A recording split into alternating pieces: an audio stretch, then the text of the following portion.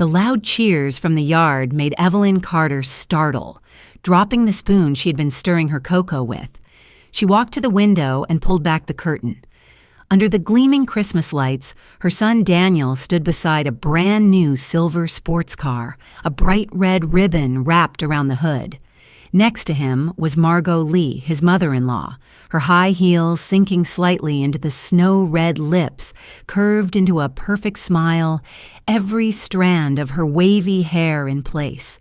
Daniel grinned proudly, his voice ringing out, "Merry Christmas, Mom Margot." A gift for the most wonderful woman in the world. Evelyn froze. Each word from him cut through her chest like a blade. Mom Margot. That name carved straight into her heart, the mother who had raised him for over 30 years, who had sold her wedding ring to pay his tuition, who had mortgaged her house so he could start his company. And now she was just Evelyn, while the title of mom belonged to a woman he had known for less than a year. The crowd around them cheered, camera flashes flickering in the snow. Sabrina, her daughter-in-law, wrapped her arms around Margot, her voice high and bright. "You deserve this, Mom." They laughed, kissed each other on the cheek, looking every bit like the perfect Christmas postcard family. Evelyn clutched the knitted shawl on her shoulders. She had spent 7 hours cooking, setting the table, baking, preparing every detail for this dinner. And yet now, no one remembered the woman standing alone behind a fogged window. The door opened and Daniel stepped in with an awkward smile. He held out a slim envelope. "Mom, I have a little gift for you too." Evelyn took it, forcing a faint smile. Inside was a $5 check and a small note written neatly. "You always taught me to save. I just wanted to remind you of that. $5. After 30 years of sacrifice, after countless sleepless nights working to help him through school, it all came down to $5 and a reminder, as if she were a child who needed teaching. Evelyn said nothing, only nodded, her voice trembling. "How thoughtful of you, Daniel." Margot entered, her expensive perfume filling the air. "Evelyn, I truly admire the way you raised Daniel. Thanks to you, I have such a wonderful son-in-law." Evelyn forced a polite smile. "Thank you. I only did what any mother would do." Margot tilted her head, her smile sweet but sharp. "You're very modest. But sometimes older people should learn to let their children take care of them. Don't you think?" The tone was soft, but the sting of condescension was unmistakable. Evelyn looked toward Daniel, but he only smiled awkwardly, saying nothing. In that moment, she knew she had been pushed out of her own son's world. When the dinner ended, Margot left with Daniel and Sabrina to take the car for a spin. The engine roared. Headlights swept across the snow. Evelyn watched as they disappeared down the road. Cold air seeped through the doorframe, carrying the fading scent of waffles and cinnamon. The kitchen was empty, filled only with the ticking of the clock and the lonely $5 check lying on the table. She began cleaning up her hands, trembling slightly. As she washed the dishes, her eyes caught something on the counter. A black leather wallet embossed with the initials ML Margot had left it behind. Evelyn picked it up, hesitated. All she had to do was call Daniel and they'd return for it. But she didn't. A strange feeling stirred in her chest. She unfastened the clasp. Inside were crisp bills, several platinum credit cards, and a stack of documents stamped with a bank's logo. On the top page was the name Margot Channing Lee and a balance of over $2 million. Evelyn froze. The woman who had just received a $60,000 car, the so-called lonely widow, who loved to talk about her simple life, was in truth obscenely wealthy. A chill ran down Evelyn's spine. She looked toward the window. The snow kept falling, covering every trace as if the world itself was hiding something. She set the wallet down and took a deep breath, a sharp realization rising in her chest. Margot Lee hadn't come just to be a mother-in-law. She had come to take something, and that something might be everything Evelyn had left. The sky over Maple Brook was covered in a gray mist, thin but cold as steel. Evelyn Carter sat in her small kitchen holding a cup of tea that had long gone cold. The pendulum clock ticked in harsh, dry beats, each sound a cruel reminder that she was alone. From outside, she heard Daniel's car pulling into the driveway. She quickly wiped her hands, stood up, and tried to compose herself. The door opened and Daniel stepped in, bringing with him a rush of icy air and the scent of expensive cologne. "I just stopped by for a minute, Mom. Sabrina and Mother Margot are picking out furniture. I have to get back soon." Evelyn gave a faint smile. "I see. How's the new car running?" Daniel's eyes gleamed with pride. "Perfect, Mom." Margot was so touched. She really deserves to be happy after all those lonely years. Evelyn heard every word, each one, cutting into her pride like a blade. "And what about me? I've been lonely too since your father passed." Daniel hesitated for a moment, then quickly changed the subject. "Oh, by the way, Mom Margot asked me to pick up her wallet. She forgot it here." Evelyn turned to the counter, opened the drawer, her hands trembling slightly. Her wallet. "It's here." She handed it over with a gentle smile, but her eyes were quietly searching. Daniel took the wallet and started toward the door. "Daniel," Evelyn called. He stopped. "Did you sign any papers for Margot?" Daniel frowned. "Papers? What kind of papers? Investment authorization, for example." He laughed, though it sounded forced. "Mom, where did you get that idea? Margot only showed me some sample contracts. She wants to help me and Sabrina start small investments, build a savings fund. Nothing to worry about. You've known her less than 8 months, yet you call her mother and trust her with your money." Her tone was calm but heavy. Daniel's expression tightened, his voice lowering as if warning her. "Mom Margot understands finance. She's not like you. You don't really know much about this stuff." Evelyn said nothing. In that moment, she looked at her son and saw a stranger. He was no longer the little boy who once drew her a picture with the words, "Mom is my home." She forced a faint smile. "I see. I'm old. I wouldn't understand." Daniel exhaled, relieved to have avoided confrontation. "Don't worry, Mom. We've got this." He left, leaving behind the cold air mixed with the scent of fading tea. Evelyn stood for a long time, her eyes empty. She walked to the table and looked at the envelope with the $5 check lying there alone. A different kind of chill crept into her heart. She remembered every penny she'd saved over the years for her son, and now she was dismissed as someone who didn't understand finance. As evening fell, snow began to come down heavily. Evelyn put on her coat and walked toward the lake. The surface was frozen in uneven patches, reflecting her distorted shadow. In her mind, Margot's voice echoed Evelyn. "Someone like you should rest and enjoy old age. Don't trouble yourself with complicated things." The words had been gentle, but the disdain was sharp. Evelyn clenched her hands slightly. She might not know much about investments, but she knew deceit when she saw it. Back home, she opened Margot's wallet one last time. In a small pocket, she found an extra business card, Everline Holdings, private financial advisory contact, Margot Lee, Chief Executive Officer. Below was an address in San Francisco. She turned on her computer and searched the name. The screen filled with troubling headlines. Everline Holdings accused of defrauding the elderly. Former employee reveals fake investment network. Evelyn sat frozen. Everything she had suspected was beginning to take shape. Margot didn't just crave admiration, she was a predator, and Daniel was her next rich prey. A knock on the door broke her thoughts.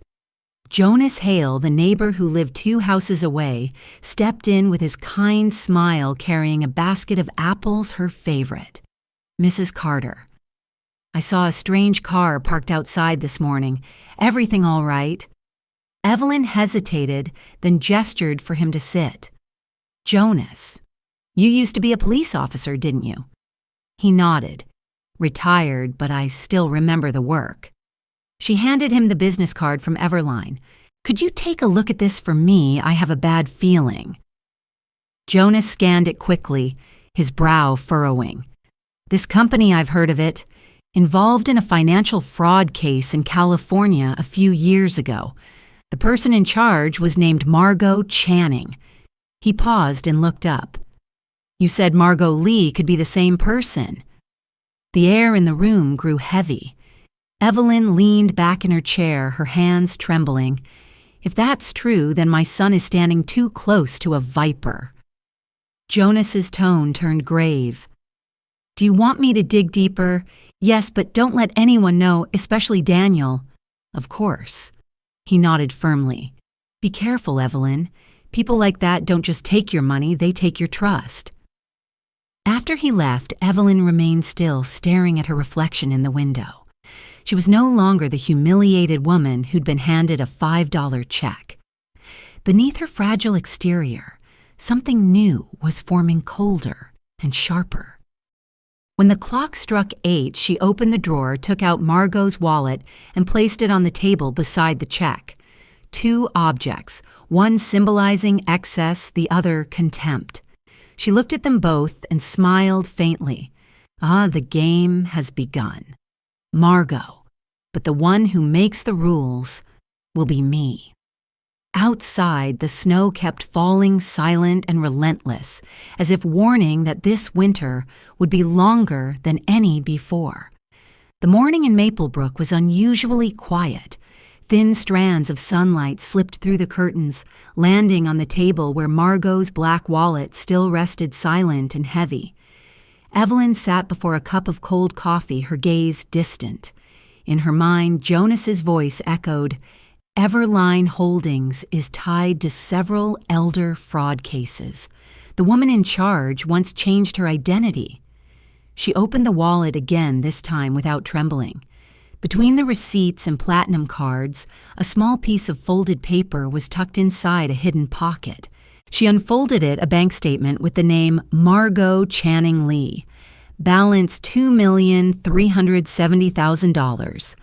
At the bottom was a handwritten note, "Robert Carter insurance transfer confirmed completed." Evelyn froze. Robert, her husband, had been gone for 3 years. His life insurance was still registered in the bank system, untouched. How did Margot know? How did she get access to those documents? Her heartbeat quickened as she stood and went to the small storage room in the basement where she kept Robert's files inside a metal chest. When she opened the lid, a damp chill rose up her arms. Everything was still neatly arranged, the insurance contract, death certificate, pension records. But inside the insurance folder, one document was missing. She remembered clearly the last time she opened it was last summer when the bank sent an update letter. Now a small tear at the corner looked like the bite mark of someone who had dared to intrude into her private life. Evelyn took a deep breath and went back upstairs. She needed proof. Turning on her computer, she logged into her online banking account. Just as she feared, there had been an unusual login request 2 weeks earlier from an IP address in San Francisco, the headquarters of Everline Holdings. No money had been withdrawn, but it was enough to show someone had been looking. The phone rang. Daniel's name appeared on the screen. Evelyn hesitated for a few seconds before answering. "Mom, I forgot to ask, are you free tonight? Margot wants to invite you for dinner to talk a little." "About what?" "Nothing serious, Mom. She said she wants to help you reorganize your finances, just small investments to give you some extra retirement income." Evelyn felt something hit her chest like a heavy stone. "I don't need it." "Mom, I just want what's best for you. Margot is really good at this." "Have you ever thought that maybe what I need is respect?" "Not help." Daniel was silent. After a few seconds, he spoke softly. "Mom, don't make this difficult. Margot means well. Don't make things uncomfortable." Then he hung up, leaving a long, cold tone in her ear. Evelyn stood motionless. The words "don't make things uncomfortable" kept echoing in her head. Her son was now more afraid of upsetting Margot than losing his own mother. She sat down, opened her notebook, and began writing everything down: dates, times, details of the login and the phone call. She could no longer cry. By afternoon, she decided to visit her late husband's old lawyer, Harold Greaves. He was in his 70s now, but he still remembered every case tied to Robert. After hearing her story, his brow furrowed. That's impossible. Robert's insurance records are still sealed at the National Bank. No one has authorization to access them except you, but someone already has. Harold took out his phone and called the bank manager directly. After a few minutes of tense conversation, he hung up his face grave. Evelyn, there was indeed a data request, and the person who submitted it presented an authorization letter with your signature. It matches perfectly notarized and verified. Evelyn was stunned. I never signed any authorization. The signature is identical to yours. Someone forged it. Harold looked her straight in the eyes. You must be careful. If Margot is involved, she doesn't just want money. She wants everything.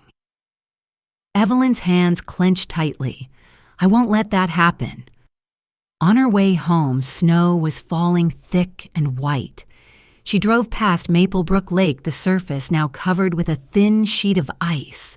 The wind lashed hard against the windows, but inside her chest, a strange fire had begun to burn. That evening, Daniel called again. Mom Margot was a little upset that you didn't come. She really wants to get along. Daniel Evelyn said softly, Have you ever wondered why she's so interested in your mother's finances? You're being unfair. Margot only wants to help. She said you shouldn't be alone. She considers you family. Family, Evelyn let out a low, bitter laugh. You know, Daniel family doesn't need an investment license. All it takes is a simple thank you. Mom, you're being too sensitive. He hung up. Evelyn sat quietly in the dim kitchen, the light casting long shadows over her tired face. Then the phone rang again. Jonas. I found Margot's records, he said. Her real name is Margot Channing. She was investigated in California for elderly fraud, but escaped charges due to lack of evidence. Then she changed her last name to Lee and vanished nearly 3 years ago. Evelyn closed her eyes. The puzzle pieces fit together clear as a picture she wished she hadn't seen. Thank you, Jonas. What will you do now? Play by her rules. But this time it will be my board. She set the phone down, opened the drawer, and took out Robert's old voice recorder. Checking the batteries, she pressed the button. A crisp click echoed through the room, sharp as the first shot of a long battle. Outside, the snow kept falling. But inside the small house by the lake, Evelyn Carter no longer felt afraid. In the flickering light of the desk lamp, she began to write her plan. A new game had begun, and this time the one being deceived would not be her. The next morning, sunlight glimmered across the frozen lake, scattering bright reflections onto the window frame. Evelyn Carter woke early holding a cup of hot coffee, her eyes fixed on the distant maple forest. A sparrow landed on the railing, chirped once, then flew away, leaving a hollow silence behind. She sat down at the table and opened her notebook, its pages filled with meticulous notes, dates, times, words, every detail about Margot. Beside it, Robert's old tape recorder lay quietly a silent companion in her private war. The phone rang. It was Jonas. Evelyn, I just heard back from a contact at the California Police Department. She really is Margot Channing.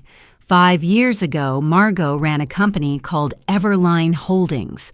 She was accused of running an investment fraud scheme with more than 10 victims, totaling nearly $3 million. She disappeared after a key witness had a car accident. No one was ever prosecuted, but the case is still open. Evelyn listened, each word falling like a stone into her chest. Jonas. She's living in my son's house. If it's the same woman, Daniel is in the sights of a professional predator. Exactly. And someone like her only moves once they already have control. Evelyn tightened her grip on the coffee cup, her voice low. Then I need to move first. She ended the call and immediately dialed the insurance company that had handled Robert's policy.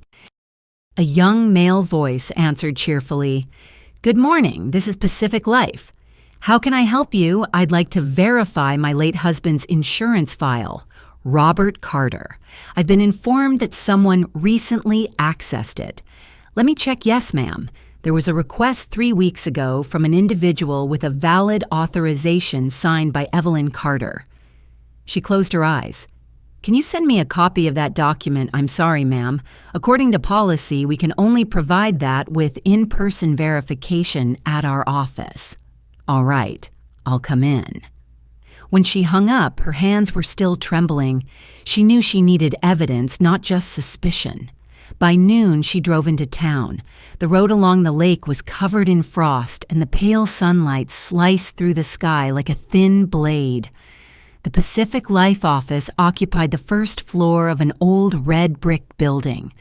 The receptionist recognized her and politely escorted her into the branch manager's office. A middle-aged woman with glasses and neatly pinned hair rose to greet her. "Mrs. Carter, I'm Linda Rowe, record supervisor. I remember your husband's case well. It was a large one." Evelyn spoke briefly, her tone steady but her eyes sharp. Linda typed a few lines, then turned her screen toward her. "Here's the scanned authorization form. As you can see, the signature matches perfectly. It even carries a verified notary seal." Evelyn studied it closely. Her signature, every curve of the E, the tiny dot where she always placed, instead of a dash, was flawless. Too flawless. No one could mimic her handwriting like that without an original sample. "Mrs. Rowe." Evelyn asked slowly who notarized this document. Linda scrolled down the record. Rebecca Lang Public Notary Office in San Francisco. The name pierced through Evelyn's memory like a needle. Rebecca Lang. Jonas had mentioned her name in one of the old fraud cases tied to Margot. Evelyn sat still for a moment, then gave a faint, cold smile. "Thank you, Mrs. Rowe. I'll be reporting this to the authorities. But first, I'll need a printed copy." "Of course." Linda printed the document and handed it over. Evelyn took it, feeling the weight of her first tangible proof of the snake coiled around her family. That afternoon, she stopped by Jonas's cafe. He was wiping down the counter, and when he saw her walk in, he nodded. "Any news?" Evelyn placed the paper on the wooden counter. "Fake authorization, real notary." Jonas read quickly, his brows knitting. "Rebecca Lang. I remember that name. She was a witness in the Everline Holdings case. After the trial ended, she opened her own notary office. It's possible Margot still uses her to legitimize her paperwork, so she's using the same tricks as before, only this time the victims are me and my son." Jonas looked at Evelyn, admiration and concern, mingling in his eyes. "What do you plan to do?" Evelyn placed her hand on the small recorder. "Record everything. She'll expose herself." Jonas nodded. "If you need me, call any time." When Evelyn returned home, dusk had fallen. Daniel called, his voice cheerful. "Mom, tomorrow Margot and I want to take you to see the new resort in Portland. Margot says it's a great opportunity for a small investment. You'll love it." Evelyn smiled lightly. "Of course. I'll go." "Tell Margot not to worry. I'd love to hear what she has to share. Really, you've changed, Mom. Maybe it's time I learned to be more open-minded." Daniel chuckled, unaware that on the other end of the line, his mother's eyes were sharp as a blade. That night, Evelyn wrote in her journal, December 14th, "Margot is making her move, and I'm ready. If she wants to teach me about investing, I'll teach her what fairness really means." She closed the notebook and looked out the window. The lake was black and still reflecting the shattered light of the moon. In the stillness of winter, Evelyn Carter was no longer the woman humiliated by a $5 check. She was a woman stepping into battle not to protect her money, but to reclaim her trust, her dignity, and the son who was slipping into the hands of a con artist. The wind from the lake rattled the window pane, carrying with it the biting chill of a December morning. Evelyn Carter slipped on her brown wool coat, buttoning it carefully before looking at herself in the mirror. The woman staring back was no longer the frail figure everyone assumed her to be. Her silver hair was neatly arranged, her eyes sharp. Her lips curved faintly into a calm, calculated smile. She pinned a small brooch to her chest, which in truth was the recording device Jonas had helped her fix the night before. At exactly 8 o'clock, the sound of a car horn broke the stillness. Daniel and Margot had arrived. Margot wore a bright red coat, the scent of expensive perfume filling the car. "Good morning, Evelyn. You look wonderful today. I take it you're ready for our little trip." Her voice was honey-sweet, but the quick glance she gave at Evelyn's brooch told the older woman everything Margot noticed. Everything. Every gesture. Every small movement. Evelyn smiled softly, her tone as light as the breeze. "I'm ready. I'm quite excited, actually. Daniel told me this resort is lovely." They drove away from Maplebrook, the snow-covered road glittering under the cold sunlight. Daniel was at the wheel while Margot sat in the back beside Evelyn. The entire ride, Margot spoke non-stop about profits, about golden opportunities for retirees looking for safe investments. Evelyn listened, nodding occasionally, her questions simple but deliberate. "If I invest through your company, where would the money be kept?" Margot replied smoothly, "Everline Holdings serves as the guarantor. All funds are legally secured." Evelyn tilted her head. "Everline Holdings. That sounds familiar." Margot hesitated for a split second before smiling. "You've probably read about it somewhere. We've been around for years." When they reached Portland, they stopped at a seaside resort.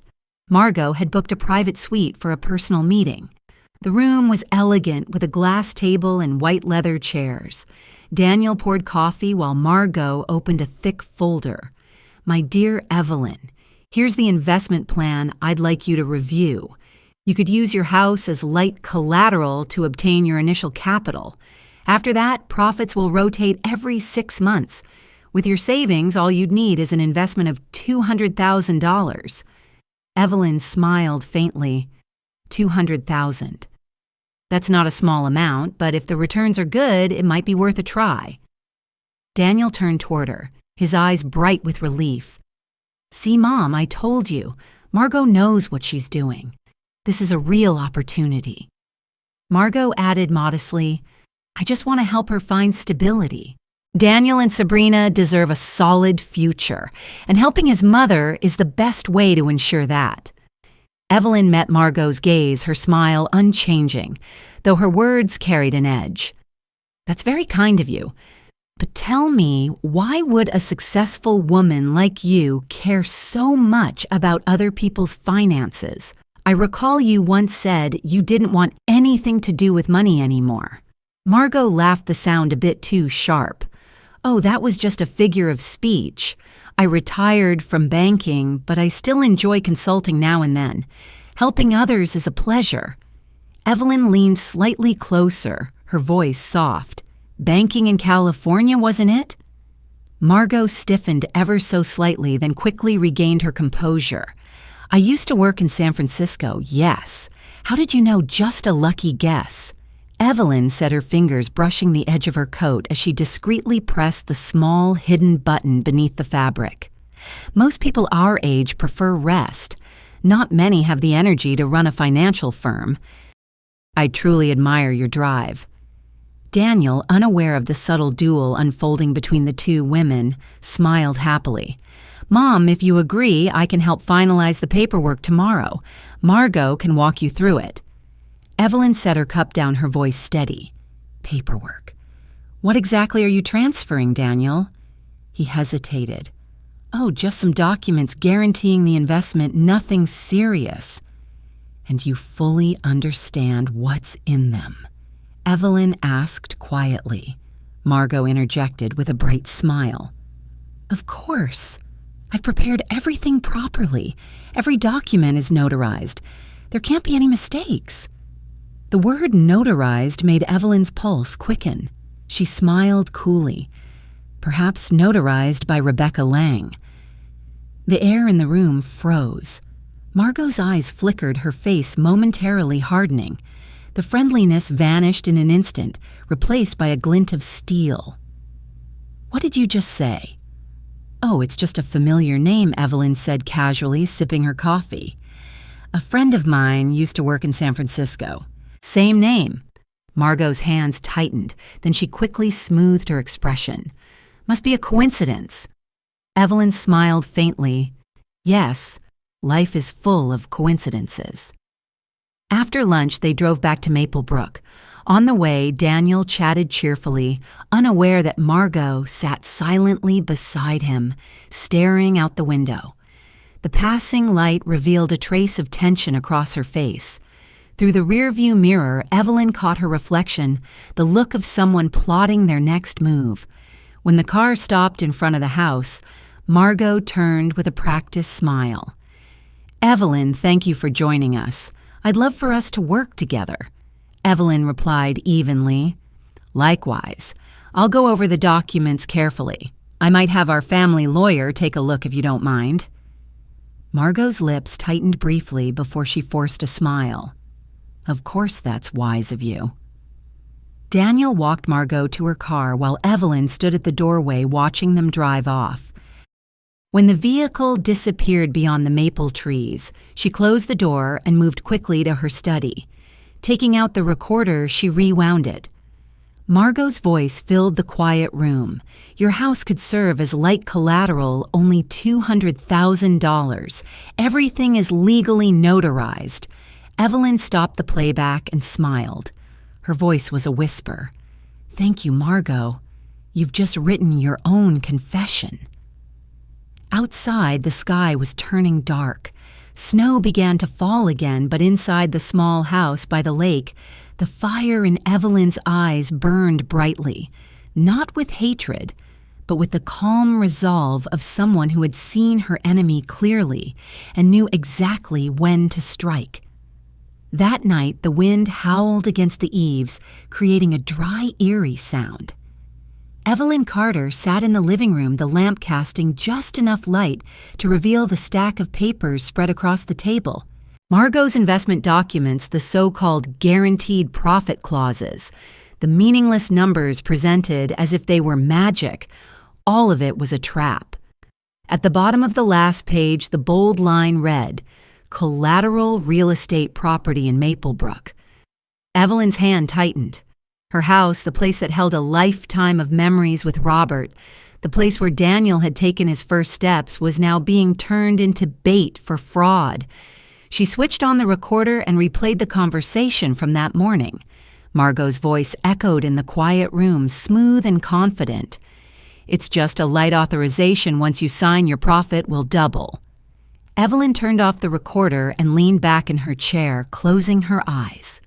Margot's face appeared in her mind, perfect composure, calm smile, eyes that calculated every move. That woman didn't just want money, she wanted control. The doorbell rang, breaking her thoughts. When she opened it, Daniel stood there looking tired, holding an envelope. Mom, I just stopped by for a minute. Margot asked me to bring you these documents. She said you could look them over tonight and we'll talk tomorrow. Evelyn nodded slightly, taking the envelope. Have you had dinner? I ate with them. Sabrina wasn't feeling well, so she stayed home. He avoided her gaze, his voice rough. Mom, don't misunderstand Margot. She's only trying to help. Evelyn looked at her son, the 36-year-old man who still carried traces of the little boy who once begged her for bedtime stories. Help, do you know that every time you say, she's helping, I lose a little more faith in you? Daniel said nothing, only sighed. Mom, I know you don't like her, but Margot is smart. She understands finance. If you listen to her, you'll never have to worry about anything again. Never have to worry again." Evelyn repeated, her voice low. "Do you think I want to live comfortably on someone else's lies? Mom, please don't make things complicated." "I'm tired." He turned away, walking quickly toward the door. Evelyn watched him leave, her heart twisting. When the door closed, she opened the envelope. Inside were not only investment documents, but also a new property authorization form with her name, her forged signature, and the date marked as today. Instantly, she understood. Margot was rushing. The woman wanted to act before Evelyn could warn anyone. She grabbed her phone and called Jonas. "She started," Evelyn said flatly. "A new authorization form already notarized. She's ready to take my house." Jonas exhaled sharply. "Evelyn, don't sign anything. I'll come tomorrow. We need solid proof before we involve the police. No need for tomorrow. I'm ending this game tonight. What are you planning?" Accepting her invitation. The next morning, the sky was gray. The wind carried the sting of snow. Evelyn dressed neatly in a gray sweater, her hair pulled into a tight bun. She placed a new recorder in her handbag, along with a copy of the fake authorization Jonas had helped her prepare the night before. Margot called just as Evelyn was about to leave. "My dear Evelyn, I hope you've had time to think. I have an opening around noon today. If you agree, we can sign everything right away so your investment is secured before the holidays." Evelyn's tone was calm and smooth. "I've thought about it. You're right, at my age, it's better to let someone knowledgeable handle things." Margot laughed brightly.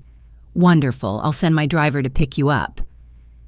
When the car stopped in front of Margot's mansion, the large doors swung open, releasing the scent of candles and wine. Margot appeared holding a bottle of red wine. "We should celebrate before signing, don't you think?"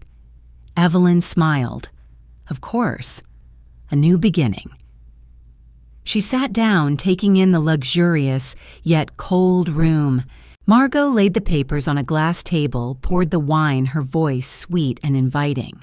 "All you need to do is sign here and I'll take care of the rest. Once the profits start coming in, I'll send you regular reports."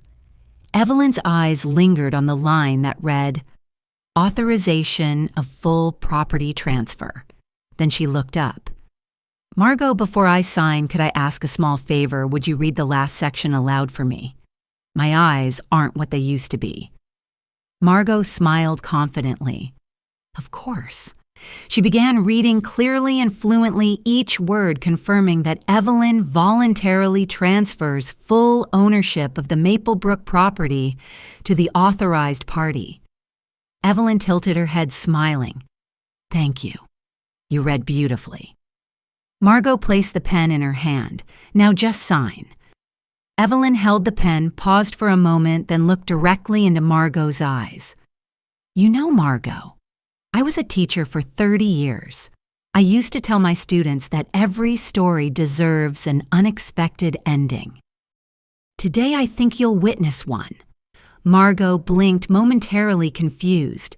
Evelyn pressed the small button on the recorder inside her bag, the soft click breaking the silence. "Now then, let's continue. Shall we? Tell me more about the investment plan, about Everline Holdings, about how you'll help me profit from my own home." Margot's face drained of color. "What are you talking about?" "About the lies Evelyn said." Slowly, her eyes burning with sharp clarity. "You've just confessed enough to put yourself behind bars." The air in the room turned to ice.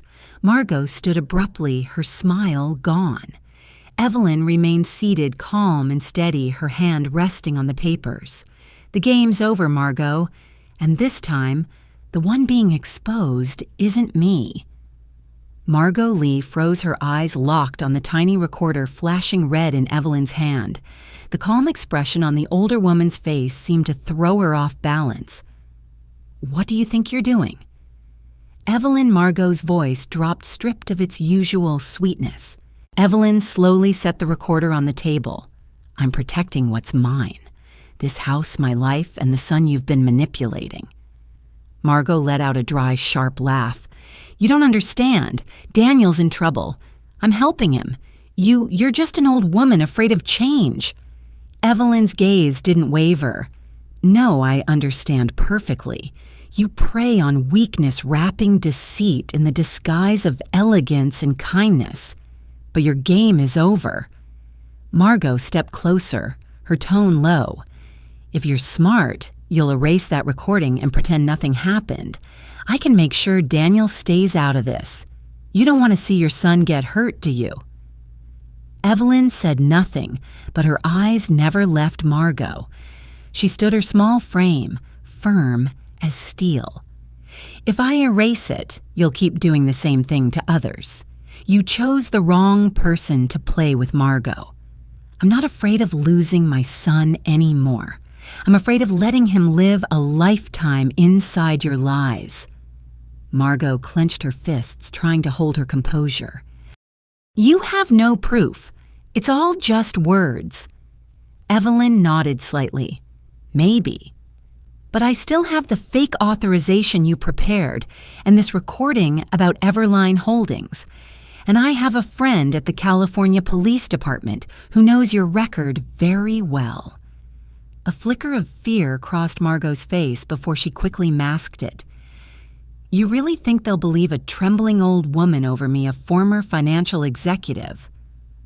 "Oh, they'll believe you," Evelyn said softly, her smile thin as a blade, "when they hear your voice reading the terms of your own fraud." Margot turned away, trying to reclaim her composure. "You're destroying yourself, Evelyn. When Daniel finds out, he'll think you're the one ruining his happiness." Evelyn stepped closer, her voice barely above a whisper. "If that's the price I have to pay to save my son, I'll pay it." Margot suddenly laughed loud and bitter, the sound echoing through the grand room. "You're impressive, Evelyn Carter. But you can't win. I've prepared for every possibility. One phone call and every fake document will vanish. No one will trace a thing." Evelyn tilted her head slightly. "Then go ahead, try." The door swung open. Jonas entered, followed by 2 police officers. Margot spun around, her face draining of color. Evelyn's voice was calm. "You're right, Margot. One phone call can change everything. I made mine this morning." One of the officers stepped forward and read her rights, announcing her arrest for fraud and document forgery. Margot snapped, "You have no authority." Jonas raised his phone, his voice firm. "We have the recordings and the evidence of Everline Holdings accounts. I suggest you stay silent." Margot backed away until her shoulders hit the wall, her face pale. The officers handcuffed her, the metal clicking shut with a cold, final sound. Evelyn stood still, saying nothing, watching as they led Margot away. When the door closed, silence filled the room, broken only by the ticking of the clock. Jonas turned to her, his eyes filled with both admiration and concern. "Are you all right, Evelyn?" She nodded slowly. "Better than I expected. But now comes the hard part, making my son believe the truth." Jonas placed a gentle hand on her shoulder. "Robert would be proud. You've protected his legacy." Evelyn looked toward the window where soft snow had begun to fall. "I've only just begun, Jonas. This battle isn't over yet. Because when my son learns everything, I'll have to fight for something far harder to win his trust." That afternoon, cold wind swept in from Maplebrook Lake. The sky was thick and gray snow fell sparsely, and the gusts cut through the air like blades. Evelyn stood by the window watching the police car disappear down the road. The house felt unnervingly silent. Margot's perfume still lingered faintly in the air, mixed with the scent of freshly printed papers and the stale trace of old wine. Jonas set a cup of hot tea on the table, his voice low and steady. "You need to rest now. Tonight I'll contact the prosecutor's office to submit all the evidence. They'll verify your statement and file the official charges. Evelyn sat down her fingers, brushing the rim of the teacup. I'm not worried about the law, Jonas. I'm worried about Daniel. Jonas immediately understood. He still doesn't know no. He still believes Margot is a good person. When he finds out that his mother called the police on the woman he sees as his savior, he'll hate me. She looked out at the porch where snow blanketed the steps. In her mind, Daniel's childhood laughter echoed pure and innocent. Now that sound existed only in memory. Jonas spoke quietly. Evelyn, the truth will hurt him, but sooner or later, he needs to know. Better that than living a lie. She nodded slowly, sadness dimming her eyes. I just fear that when the truth comes, I'll have already lost him. Later that night, Daniel arrived. The door opened and a rush of cold, snowy air filled the room. He looked around the house, uneasy. Mom, I heard the police arrested Margot. What happened? Evelyn rose to her feet, calm but with eyes that burned. So you've heard. The whole town is talking. They said you accused her of fraud. I don't believe it. Margot wouldn't do something like that. You don't believe because you haven't seen. Evelyn walked to the table, taking out the folder, the audio recorder, and the forged authorization papers. Here's the proof. Do you want to see it? Daniel looked at her, then shook his head, his voice trembling. Mom, she helped me. She saved us from debt. Why are you trying to destroy someone good? A good person doesn't forge my signature or try to steal this house. Evelyn threw the papers onto the table, her voice breaking under the weight of long-held anger. Do you know what she tried to do? She wanted to take everything from me, my home, my security, even my faith in you. Daniel stared at the papers, at the shaky imitation of his mother's name. A long silence followed. Finally, he whispered, no. Margot said it was just a sample contract. She told me to sign it as an example. Evelyn looked at her son, her voice steady but filled with pain.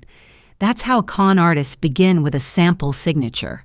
And you, Daniel, opened the door and let them in. He stepped back, color draining from his face. God, you're right. He sank into a chair, his hands clutching his head. I was such a fool. She made me believe that if you trusted her, everything would be fine. I wanted to help you, Mom, but I almost destroyed you. Evelyn moved closer, placing a hand on his shoulder. No one is perfect, Daniel. Even the smartest people have weak moments. What matters is that you understand now. He looked up, his eyes red. I do. But how can you be so calm? I thought you'd be devastated after all this betrayal. Evelyn smiled faintly. She thought I was weak, but I've lived through losses far greater than her deceit. When you lost your father, I still stood up. Someone like Margot could never break me. The room fell silent. Outside, the snow kept falling, covering the fresh tire marks on the road. Jonas entered, holding his phone. The police just confirmed it. Margot confessed. She admitted to the forgery and the financial fraud. Daniel, you've been cleared. There's no evidence you were involved. Daniel bowed his head, exhaling deeply. Thank God and thank you, Mom. Evelyn squeezed his hand gently, her voice low but warm. You owe me one promise, Daniel. From now on, never let anyone teach you how to love with money. Outside, the snow had stopped. The pale moonlight shimmered over the frozen lake.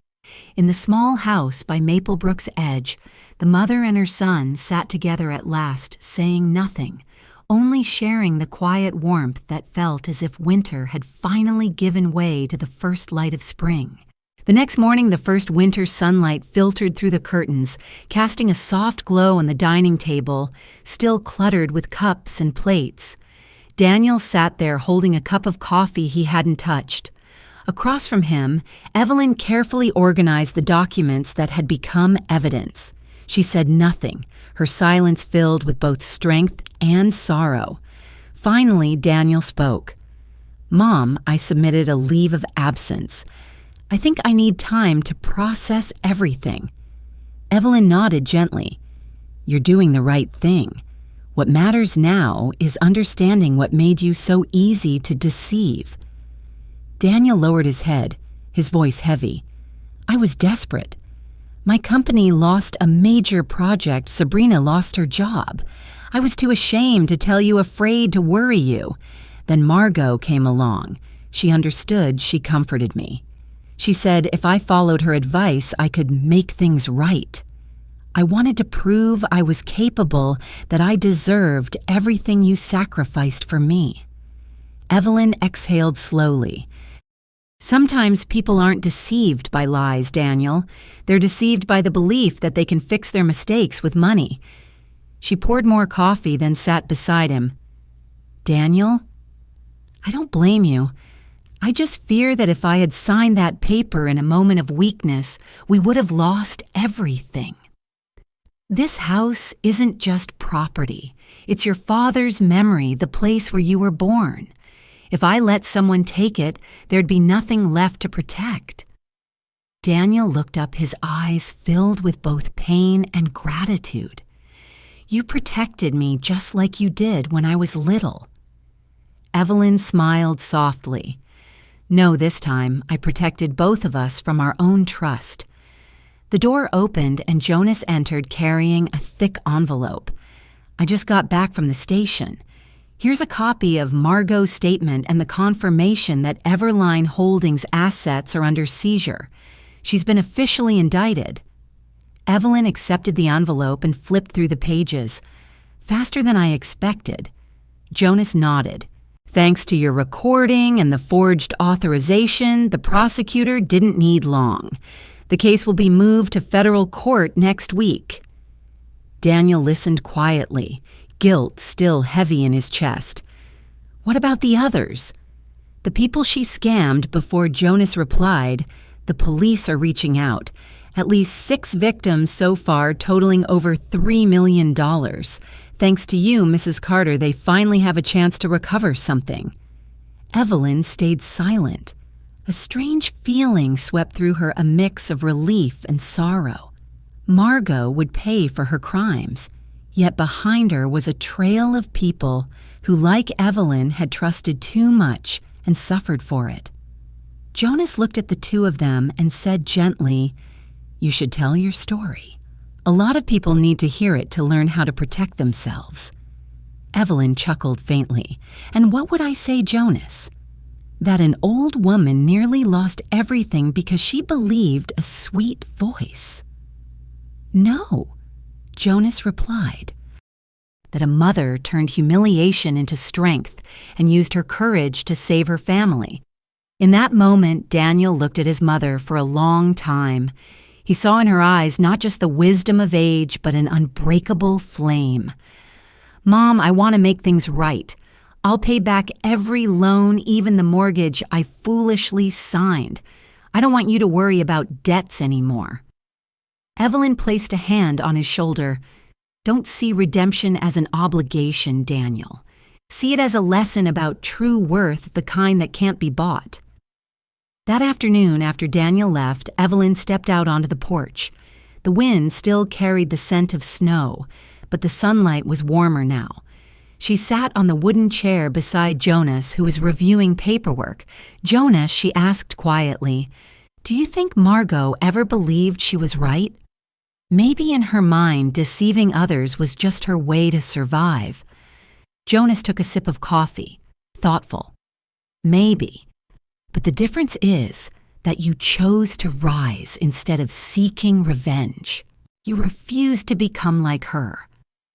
Evelyn looked toward the lake. The ice was beginning to melt, the water glimmering under the afternoon light. Sometimes victory isn't about making someone pay. It's about not losing your humanity. Jonas smiled.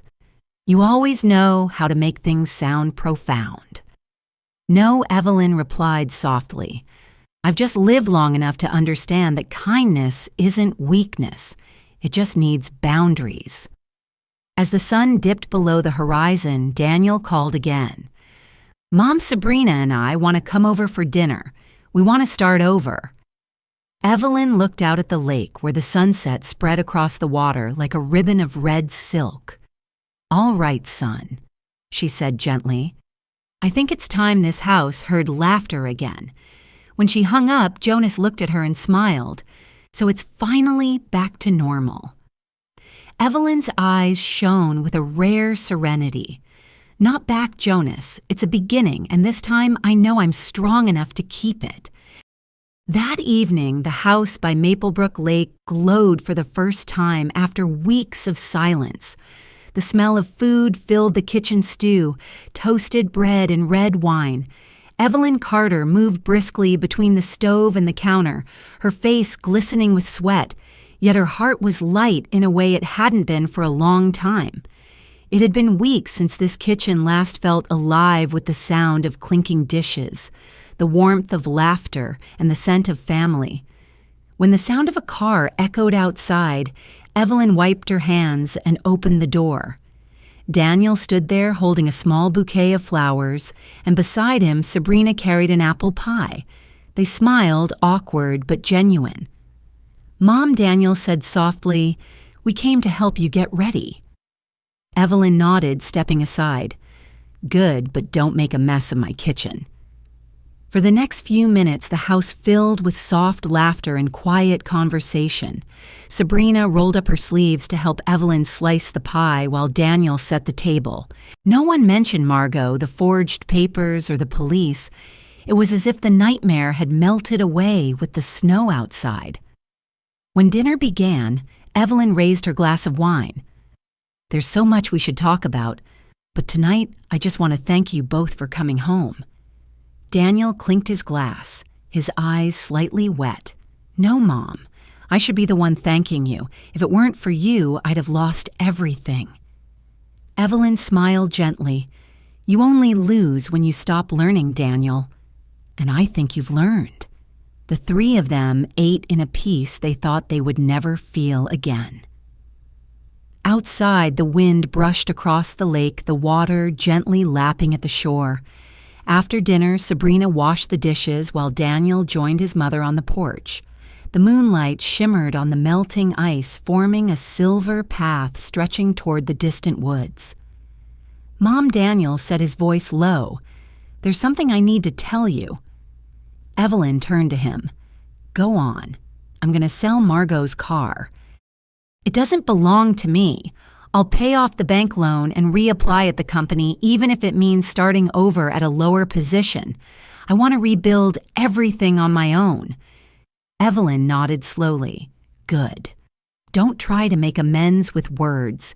Do it through your actions. I just need to see you walking the right path." Daniel looked at her for a long moment. "You know, I used to think you were fragile, but now I see you're the strongest person I've ever known." Evelyn smiled softly, though emotion flickered in her eyes. Strength doesn't come from fighting back, Daniel. It comes from standing tall through pain. They sat quietly listening to the waves. Inside, Sabrina turned on the light, and the warm glow spilled across the porch, gilding Evelyn's silver hair in gold. Later that night, they sat together, looking through old photographs, Robert smiling with his son, summers at the dock, simple Christmases long past. Daniel picked up a family photo and gently touched the corner where Robert's arm was around Evelyn. "Dad must be proud of you." Evelyn smiled, her voice low but calm. "Maybe he's watching us now and smiling too." When Daniel and Sabrina left, the house fell quiet again.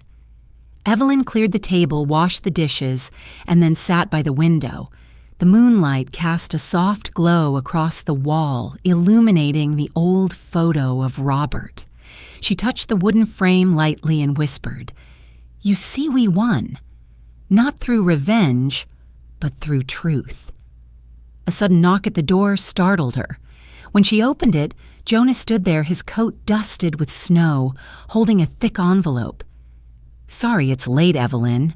I just got back from the station. They sent the results of the follow-up investigation. She invited him in and they sat by the fireplace. Jonas pulled out several documents. Do you want the good news or the bad news first? Evelyn smiled faintly. I've lived long enough to know it doesn't matter which comes first. Jonas nodded. The good news, all of Margot's assets have been frozen and part of them will be returned to her victims. The bad news, she didn't act alone. There are at least 2 accomplices, and one of them used to work at the local bank where your husband's insurance account was held.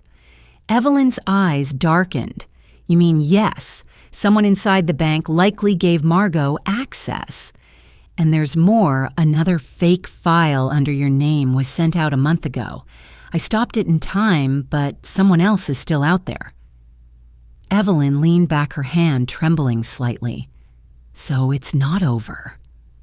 Jonas looked at her seriously. No, but this time we won't let them move first. Evelyn nodded, her gaze like steel. I'm not afraid anymore. If they think I'll stop here, they haven't learned what Margot taught me. Jonas chuckled softly. You sound like a detective. No, she replied, just a mother who's learned how to fight. They sat in the flickering firelight.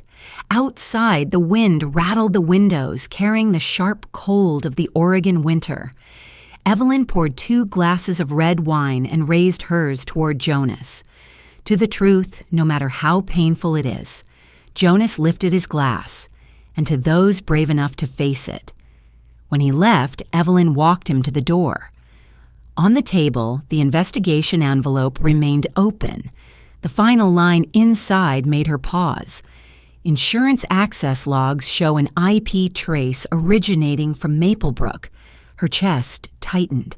Someone nearby, very nearby, was still watching. Evelyn turned off the lights, closed the curtains, and sat by the fire.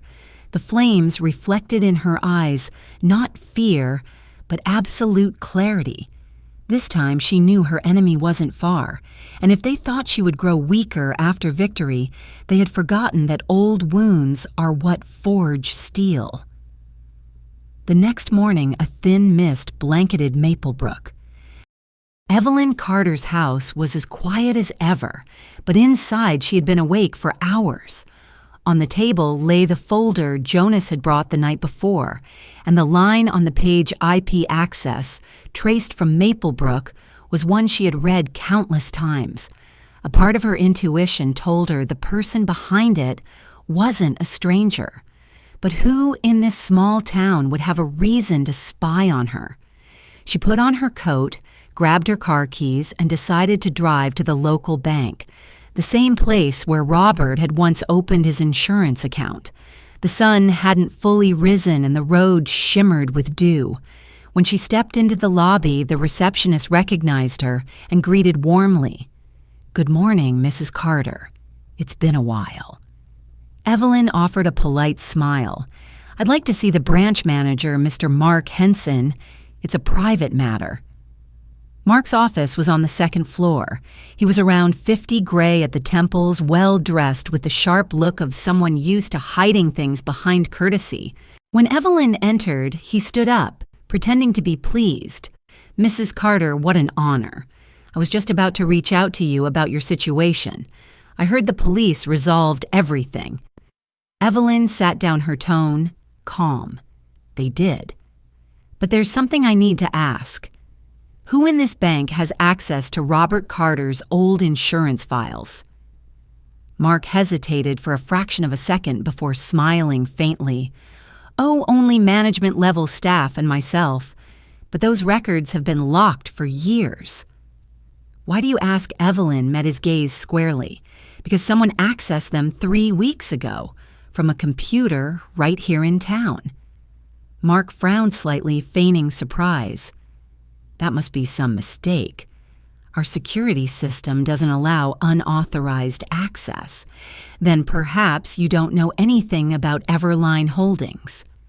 Evelyn's voice was steady. The question made Mark freeze for half a second. That silence spoke louder than words. Evelyn leaned forward. I have evidence of the IP access traced from Maplebrook, the only bank here that still uses that outdated security system. And the only person who ever communicated with Margot Lee was you. Mark tried to stay composed, but his hand trembled slightly as he adjusted his glasses. Are you accusing me of something? No, Evelyn replied. I'm giving you a chance to tell the truth before the police ask instead. The air in the room grew heavy. Finally, Mark exhaled. All right, you win. Margot contacted me 2 months ago. She said she had an elderly friend in Maplebrook who needed help resolving an old insurance file.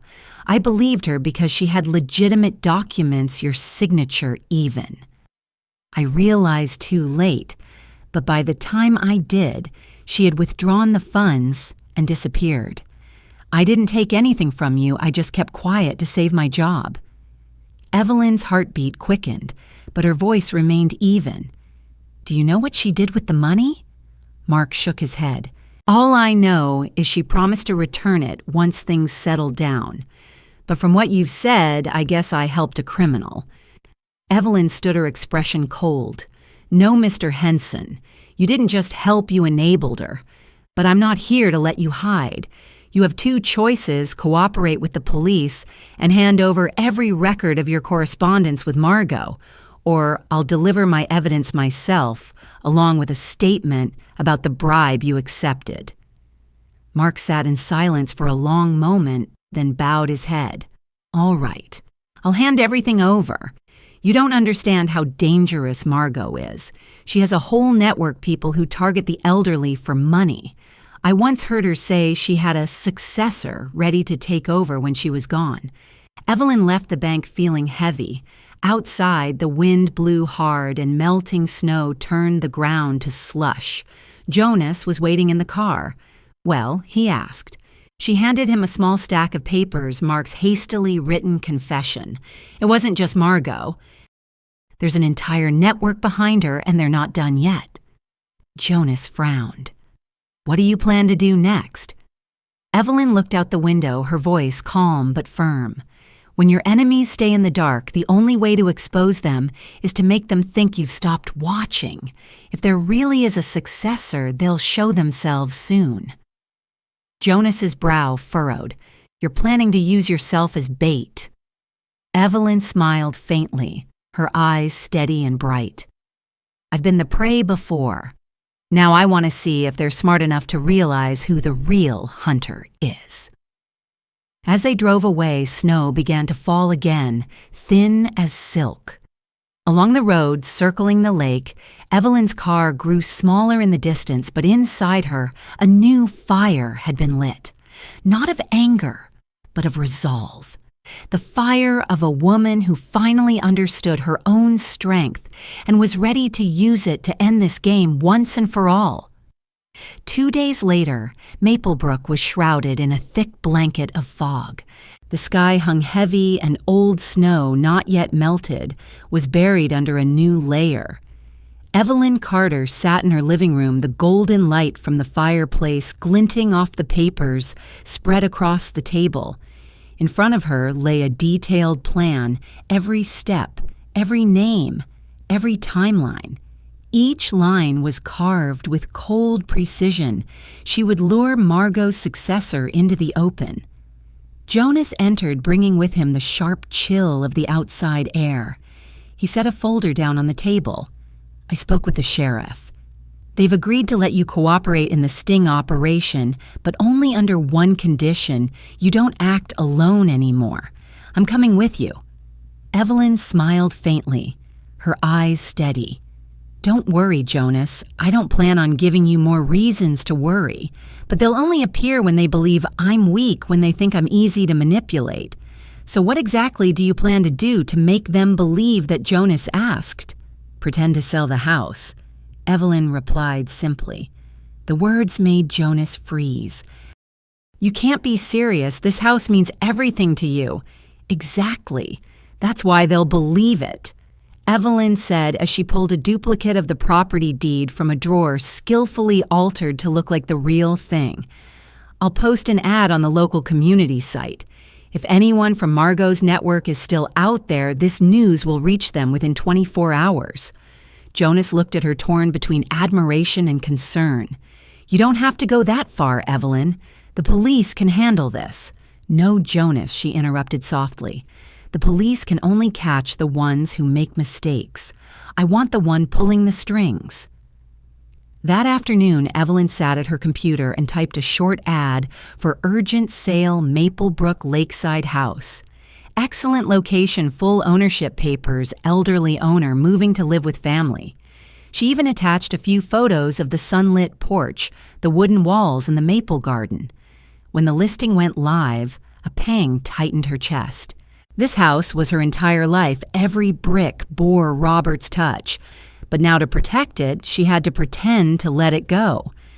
Just as she expected, the phone rang that evening. A deep, polite male voice spoke on the other end.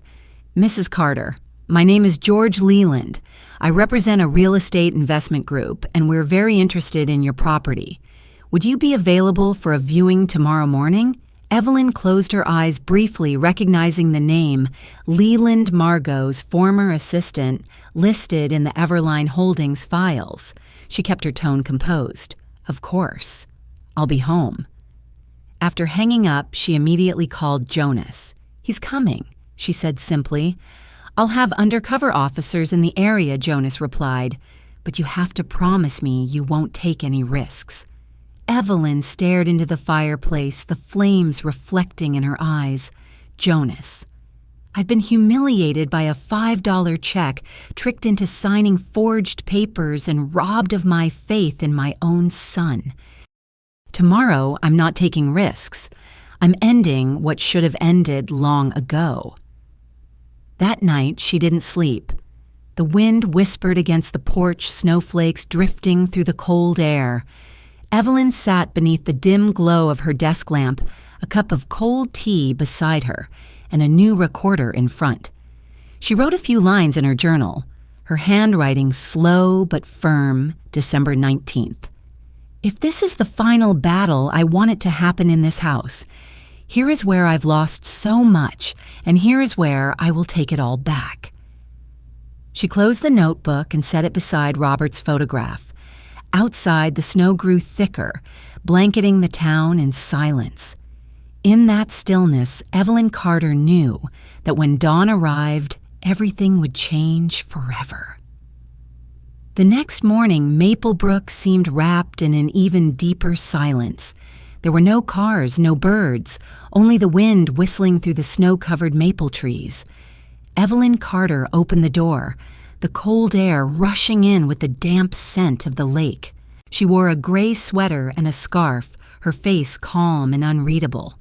The house was spotless, the table neatly arranged, with the forged documents and a steaming cup of tea. Beneath the tablecloth, the small recorder's red light blinked steadily ready.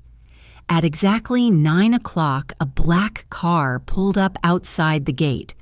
A tall, middle-aged man stepped out dressed in a dark suit, his demeanor polished to the point of insincerity. He smiled. Mrs. Carter, I'm George Leland, representing an investment group. It's a pleasure to meet you. Evelyn replied softly, Please come in. The tea's still hot. Leland crossed the threshold, his eyes flicking around the room, the practiced gaze of someone used to appraising value. This house is beautiful, you know. The space, the location, everything is perfect. My group could make an immediate purchase if you're looking to sell quickly. Evelyn took a sip of tea. Her tone measured.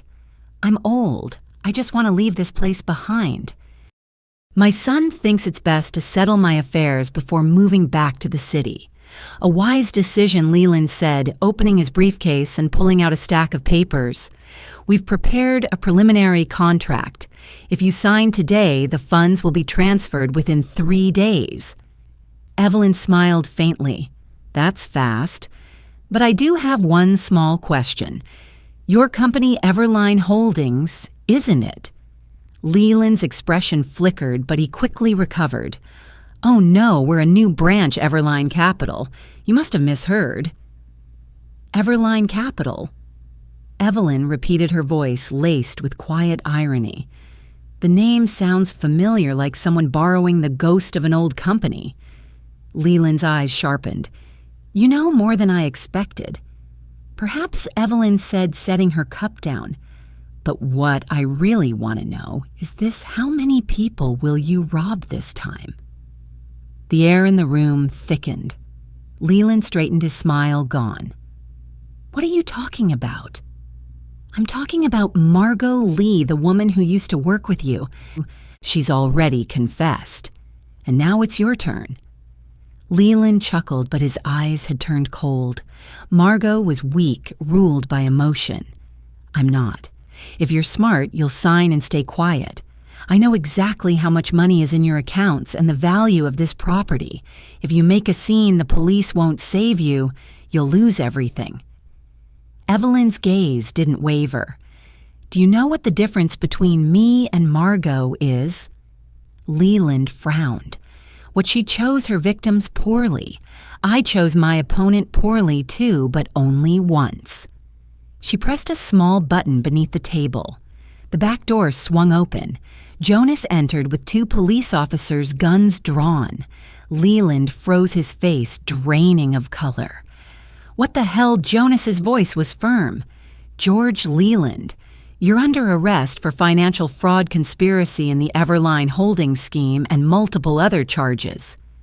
Leland tried to keep his composure, smirking. You have no proof. Evelyn held up the recorder.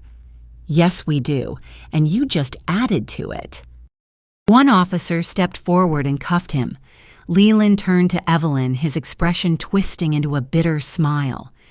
You think you've won, Carter. There are still others. You don't know everything. Evelyn stared at him, her voice calm and cold. I know enough to end this game. As the police led Leland away, Jonas exhaled deeply. You almost gave me a heart attack. Evelyn smiled faintly and lifted her cup of tea, still warm. I just did what Margot taught me: never trust a polite face. Outside, the snow had stopped falling. The midday light shimmered on the lake, bright and clear. Evelyn sat quietly gazing at the wide open sky before her. At last, the ice had melted, and for the first time in months, she felt that inside her heart, the cold was finally gone. That afternoon, sunlight broke gently through thin clouds, spreading soft streaks of gold across the surface of Maplebrook Lake. The police had gone, and the house had fallen silent once more. Evelyn Carter sat on the wooden chair by the porch, a cup of hot tea in her hands, the scent of cinnamon and honey drifting lightly through the air. Jonas stood by the railing, his face still tense from the morning's events. Leland has confessed, he said in a low voice. The Everline network was made up of 3 people, Margot Leland and a shadow accountant in Seattle. When Margot was arrested, he planned to take over and move the remaining assets. Thanks to you, they were stopped in time. Evelyn nodded, her gaze fixed on the lake. Such a greedy game, and they dared to use me as their playing board. I suppose they thought old age came with stupidity. Jonas chuckled softly. They forgot you once taught an entire generation how to see through the surface of lies. Silence lingered for a while. Evelyn set her cup down gently. Jonas, do you know I used to be afraid of this house? After Robert died, I couldn't bring myself to sit on this porch or look at the lake. Everything reminded me of being alone. But now I feel peace here, as if he's still somewhere nearby watching me and smiling. Jonas tilted his head, his tone warm. He'd be proud, Evelyn. Not many people keep their dignity after being betrayed. Evelyn smiled faintly, her eyes slightly misty. I thought I'd won when Margot was arrested, but the real victory is right here, being able to sit still, breathe, and not be afraid anymore. The sound of a car approached from the distance. Daniel stepped out holding a bouquet of lavender and an envelope. He walked up, his eyes softer than they'd been in years. Mom, I heard the news. They said you helped the police uncover the entire fraud ring. The whole town's talking about you." Evelyn laughed lightly. "Well, I suppose they found something to gossip about through the rest of winter." Daniel sat beside her, setting the flowers on the table. "Mom, I could thank you 1,000 times and it still wouldn't be enough. I just want you to know I'm starting over, really. I just signed a new contract with my old design firm. It's a lower position, but it's mine earned honestly." Evelyn looked at him, her eyes glowing with quiet pride. "That's enough. I don't need you to stand high, Daniel. I just need you to stand firm." Jonas quietly stepped inside, leaving the two of them alone on the porch. Daniel hesitated, then took the envelope from his pocket. "Mom, I have a gift. It's not much not to make up for anything, just to show you that I understand." Evelyn opened it. Inside were 3 crisp dollar bills laminated neatly, along with a small note written in careful handwriting.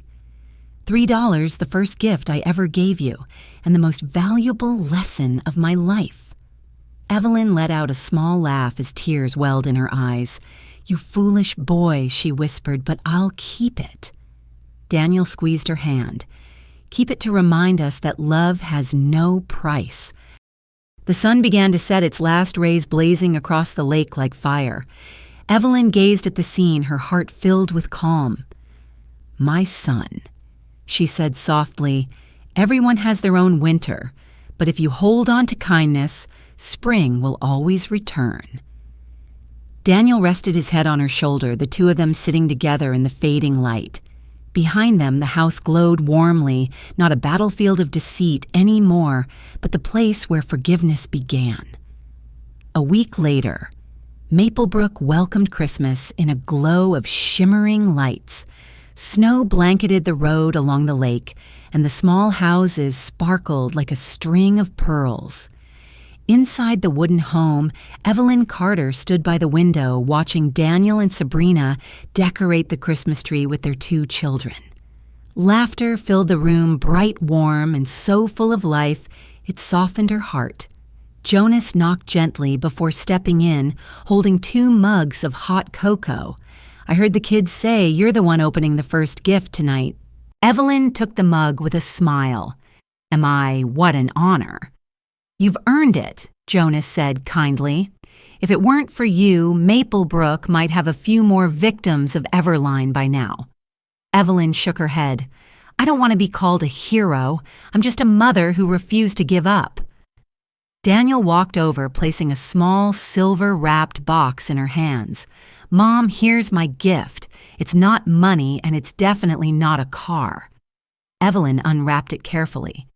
Inside was a framed photo of their family taken on the first day of winter, her Daniel, Sabrina, the 2 children, and Jonas standing behind them, all smiling brightly. Beneath the photo, a small inscription read, "Home, where every wound is healed." She smiled, her eyes glistening. "It's beautiful, Daniel. This is the real gift." The family gathered around the fireplace. Sabrina poured wine, Jonas shared stories about Christmas in Alaska, and the children laughed and played.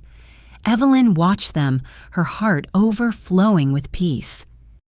She thought perhaps Robert was watching from somewhere too, smiling, because the woman he once worried for had found her strength again, not through anger, but through forgiveness. When everyone had gone to bed, Evelyn stepped out onto the porch. The night sky was clear stars, scattered like diamonds. She closed her eyes, breathed in the cold air, and whispered, "It's all right now, Robert. I did it." Then she smiled softly, turned back inside, and closed the door. On the table, the 3 old dollar bills rested inside a glass frame beside the family photo. The lights reflected off the surface, shimmering like a gentle reminder that the greatest strength in life doesn't come from wealth, but from the power to forgive. If you believe that love and kindness can melt even the coldest winter, leave a comment, share this story, and subscribe. Because somewhere out there are still mothers like Evelyn quietly fighting to protect what is most precious: family.